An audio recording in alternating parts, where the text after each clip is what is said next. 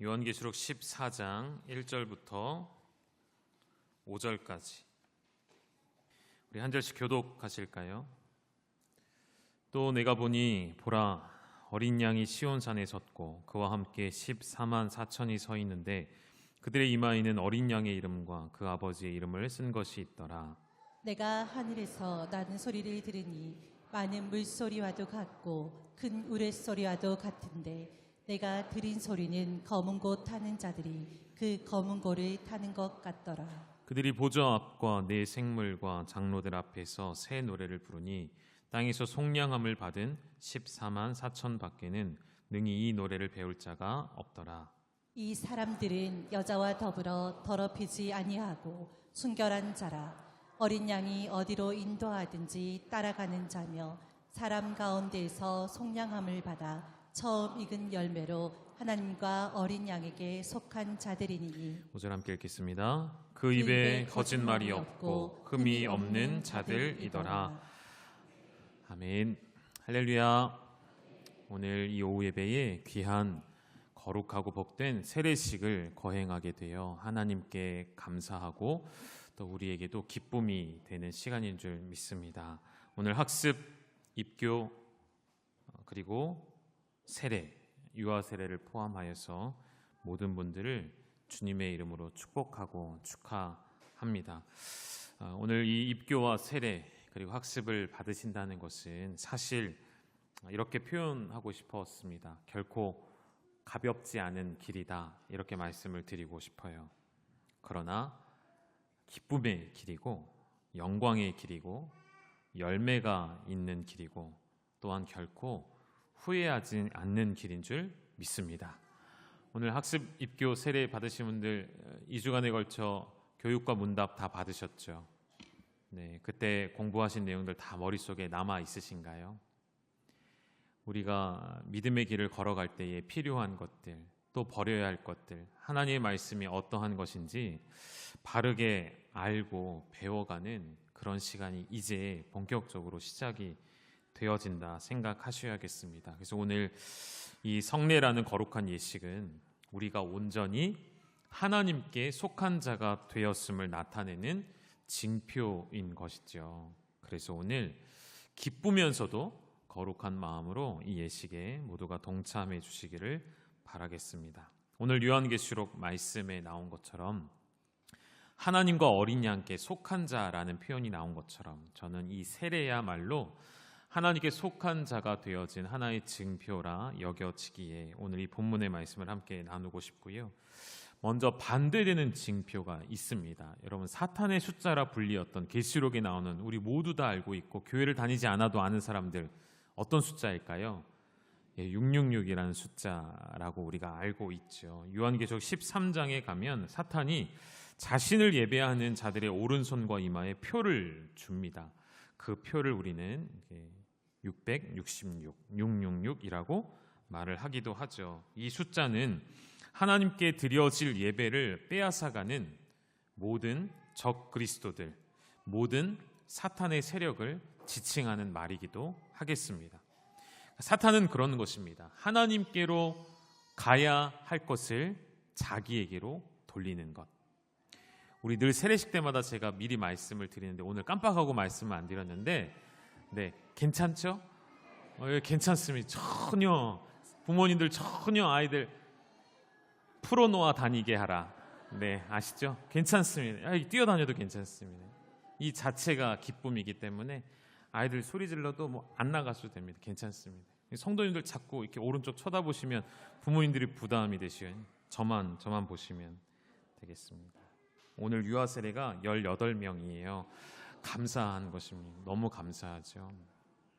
너무 기쁘고 하나님께 영광이 되었습니다. 어디까지 얘기했죠? 네, 사탄은 하나님께로 가야 할 것을 자기의 것으로 취하는 것이 사탄의 본질입니다. 그러니까 우리의 삶을 볼 때도요, 우리가 하나님을 알지 못할 때에는 모든 것이 다 내 것인 것처럼 살아가는 삶인 거예요. 하나님께로 돌려져야 할 우리의 삶의 목적과 모든 영광이 자꾸만 나에게로, 내 것으로 그 방향을 잡게 되어지면 결국 원수의 길을 걷게 되겠죠. 그러나 이러한 사탄의 핍박과 유혹 속에도 끝까지 믿음을 지킨 사람들이 있다고 성경은 이야기를 합니다. 그들은 사탄을 예배하지 않았고요. 하나님 외에는 그 어떠한 것도 예배하지 않았고요. 네, 제가 막 흔들리고 있어. 오늘 유난히 아이들의 목청 소리가 좋습니다. 아주 훌륭합니다. 네, 훌륭한 목회자, 훌륭한 찬양 사역자 나왔으면 좋겠습니다. 아주 훌륭합니다. 네.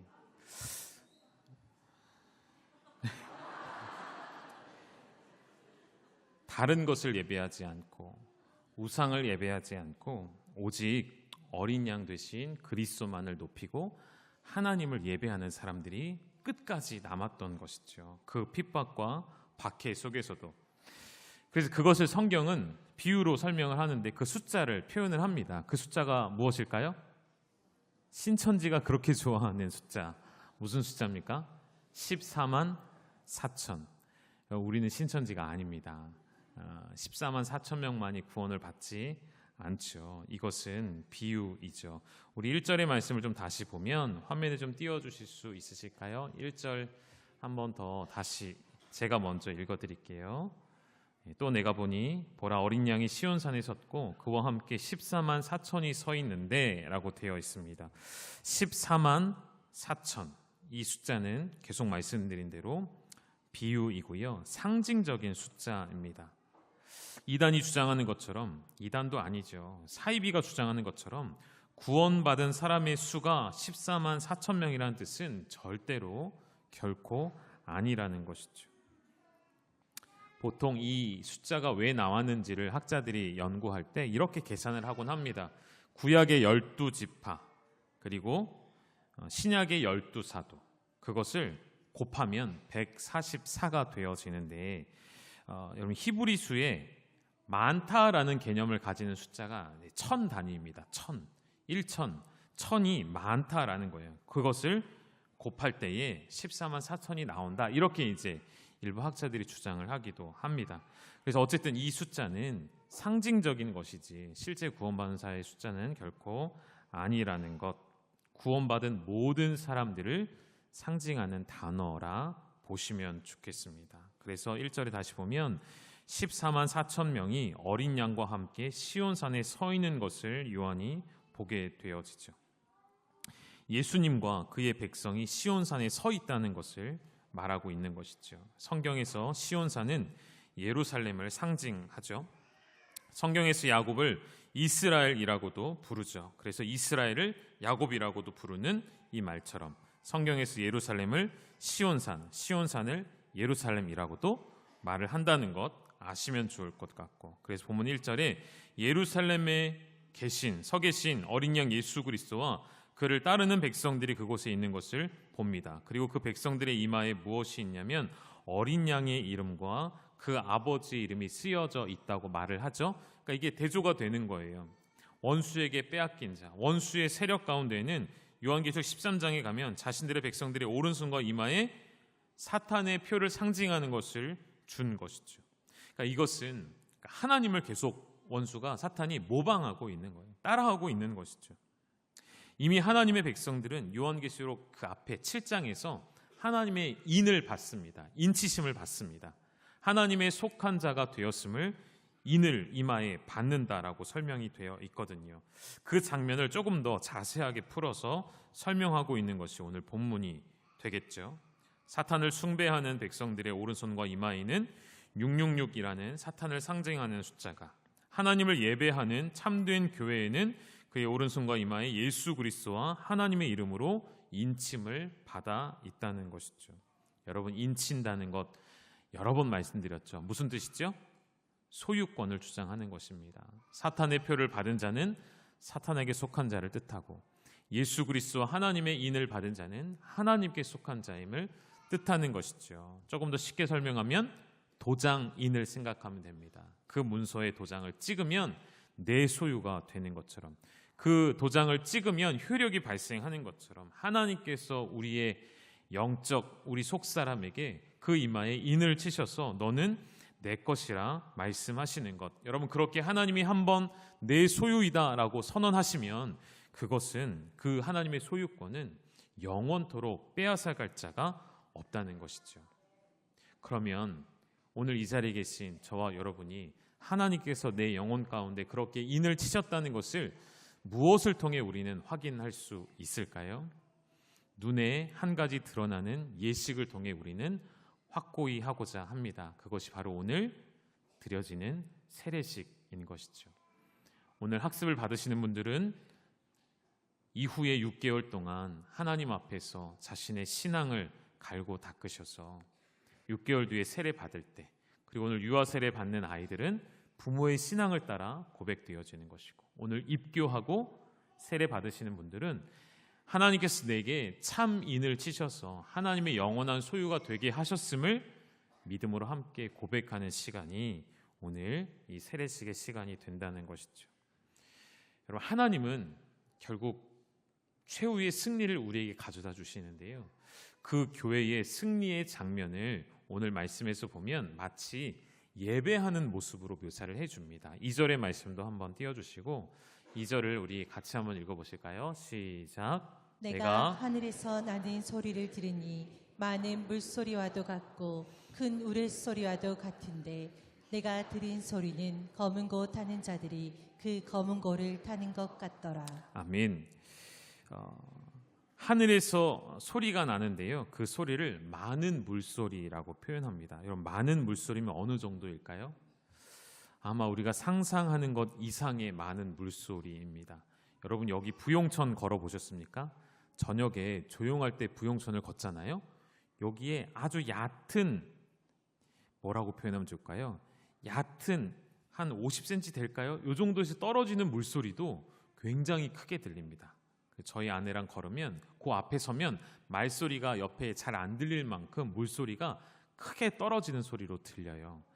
하늘에서 나는 많은 물소리는 어떠할까요? 혹시 여러분 나이아가라 폭포 가보셨습니까? 가보신 분 계시죠? 거기 폭포 소리가 어떠한가요? 상상을 초월하지 않습니까? 제가 안 가봐가지고 모르겠어요. 가보신 분이 좀 알려주셨으면 좋겠어요. 어마어마하지 않습니까? 그 자료를 찾아보시면 나오겠지만 나이아가라 폭포에서 여러분 1초에 떨어지는 물의 양이 얼만큼이냐면 약 3,600톤이랍니다. 1초에 떨어지는 물의 양이 3,600톤이에요. 상상할 수 없는 양의 물이 떨어지죠. 그리고 거기서 들려오는 그 큰 소리는 얼마나 놀랍고 힘이 있는지, 여러분, 저는 하나님 나라에서 울려 퍼지는 그 많은 물소리로 표현되는 것은 그 이상일 것이라고 생각해 봅니다. 그래서 이 많은 물소리라는 것은요, 성경에서 종종 하나님의 음성이라고 표현이 되어집니다. 하나님의 우레소리와 같은 도저히 거부할 수 없는 그 위엄 있고 놀라우신 하나님의 음성, 그 음성이 마치 이 땅에 존재하는 어떤 폭포보다도, 어떤 많은 물보다도 더 큰 소리를 내는 하나님의 목소리, 하나님의 음성이 울려 퍼지고 있는 장면이죠. 그 하나님께 경배와 찬송을 드리는 모습이 교회의 최후의 승리의 모습, 기쁨의 찬송의 예배의 시간이 바로 그러하다는 것이죠. 3절도 좀 읽어보실게요. 3절 띄워주시고 같이 읽으실까요? 시작. 그들이 보좌 앞과 내 생물과 장로들 앞에서 새 노래를 부르니 땅에서 속량함을 받은 14만 4천 밖에는 능히 이 노래를 배울 자가 없더라. 아멘. 여러분, 이 노래, 그들이 부르는 찬양을 새 노래라고 표현합니다. 여러분, 새 노래, 이전에 부르던 노래와 전혀 다른 노래인 것이죠. 여러분, 예를 들어 우리가 즐겨 부르는 찬송가들 혹은 복음성가들, 찬양들이 아마 여러분 다 있으실 것 같아요. 여러분이 좋아하시는 찬양들이 있죠. 근데 그러한 찬양의 가사들을 예수님을 모르는 사람들이 따라 부른다고 해서 그들이 그 찬양의 참 의미를 알 수 있을까요? 그 찬양 속에 담겨진 그 하나님의 은혜를 그들이 우리가 누리는 것처럼 동일하게 누릴 수 있을까요? 요즘 약간의 이슈가 있는 찬양들이 있습니다. 이게 찬양이냐 아니냐 이런 논란들이 있는 곡들이 있는데요. 그런 곡들이 왜 생기는가를 생각해 보면 조금 더 대중에게 더 쉽게 다가가려고 하다 보니 그런 곡들이 생길 수밖에 없는 것 같아요. 저는 나쁘지 않다고 생각을 합니다. 우리가 분별할 수 있으면 되는 것이고요. 찬양에는 저는 크게 두 가지의 종류가 있다고 생각을 하는데, 하나는 하나님을 온전히 경배하는 찬양이 있고요. 또 하나는 이 노래로 하나님께서 우리에게 말씀해 주시고 우리가 위로와 힘을 얻는 노래도 있다고 생각을 해요.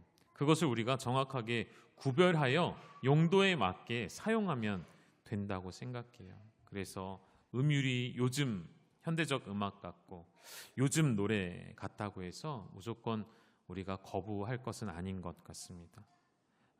믿지 않는 영혼들에게 조금 더 다가가려고 하다 보니 그런 노래와 가사들이 나오게 되는 것이겠죠. 그런데 여러분, 어찌 되었든 믿지 않는 영혼들이 우리와 똑같은 찬양을 입술을 따라 부른다 해도 그 사람들은 결코 이 노래를 온전히 배운 것이라 말할 수 없을 것입니다. 그 안에 담겨진 십자가와 복음의 의미를 깨닫지 못하기 때문인 것이죠. 여러분, 새 노래라는 것은 그 참된 의미를 온전히 이해하게 되어질 때 하나님의 최후의 승리가 무엇인지를 알고 그 최후의 승리가 완성되어질 때에는 우리가 이전까지 부르던 찬양과는 전혀 다른 새로운 노래가 하늘에서 울려 퍼지게 될 것이라는 것이죠. 말씀을 좀 정리할까요? 4절 끝에 가면 이런 표현이 나옵니다. 처음 익은 열매로 하나님과 어린 양에게 속한 자들이라는 표현이 나옵니다.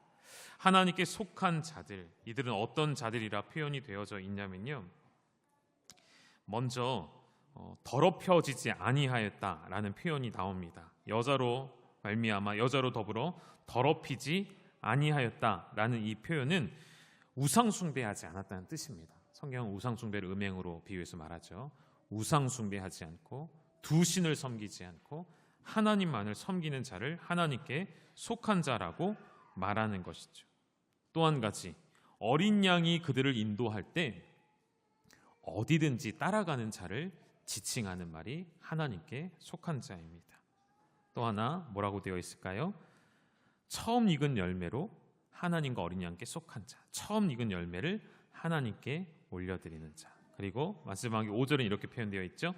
그 입에 거짓이 없고 흠이 없는 자들, 이러한 자들이 하나님께 속한 자라고 오늘 계시록 말씀에 설명이 되어 있습니다. 오늘 학습 입교 세례 받으시는 모든 하나님의 자녀들이 이렇게 하나님께 속한 자들이 되어주시기를, 우상 숭배하지 아니하고 하나님의 다른 신을 섬기지 않고 내 힘을 의지하지 않고 예수 그리스도께서 어린 양 되셔서 우리를 인도하실 때 어디든지 순종하며 따라가기를 결단하는, 하나님 말씀에 순종하며 거짓이 없고 흠이 없는 하나님의 존귀한 백성이 다 되시기를 주님의 이름으로 축원드립니다.